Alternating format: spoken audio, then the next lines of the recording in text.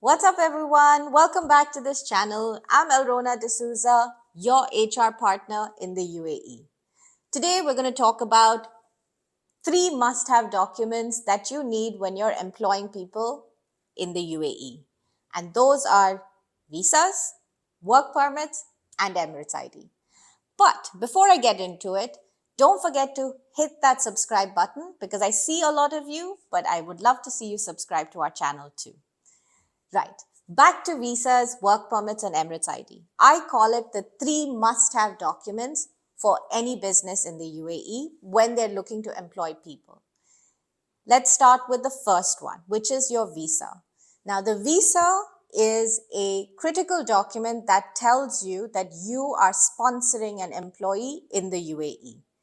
It is a vital document to give legitimacy to an employee's residency in the UAE and gives you sponsorship accountability for that employee, right? And how does this happen? Is you apply, you create a visa application, submit it to the immigration, also known as ICP or DNRD. I will fill the descriptions of these acronyms in the comments below. And once this application is approved, then you get a document which is called an entry permit. This is a physical document that tells that employee A is now ready to be sponsored by you. The important word to remember is sponsorship. It's not employed, it's sponsored, okay? So once that linkage is made in the system, you then get a work permit document which says now this person that is sponsored by you is now also employed by you. So there you go. You have the visa to sponsor an employee and you have the work permit to employ that employee. And these two documents go together when it comes to employing employees in the UAE. But here's a slight twist. So employees can also be sponsored by others. For example, an employee can be sponsored by their husband or their parents, or they can be self-sponsored. In all these cases, the must-have document for employing such a person is a work permit. And this work permit can be issued by Mohre if you're in the mainland. And if you want to know more about mainland, you can check the videos before. We've talked all about what mainland is.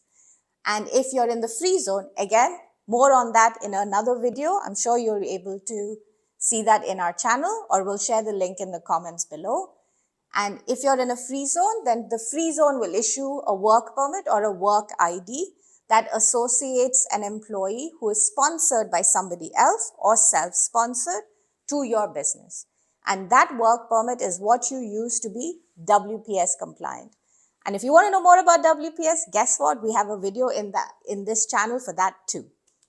So visas is sponsorship, work permit is employment, and the last one, which is Emirates ID, is a separate identification document for every resident that is associated with their visa.